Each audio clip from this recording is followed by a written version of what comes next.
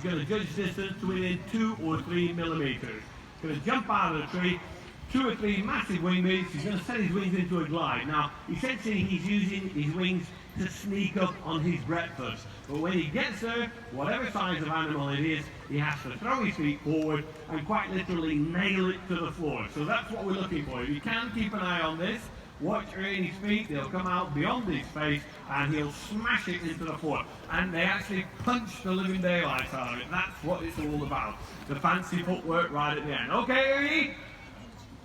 We're going for action, drama, and excitement. Okay, you ready? Go, go, go, go! Feel the energy from the crowd.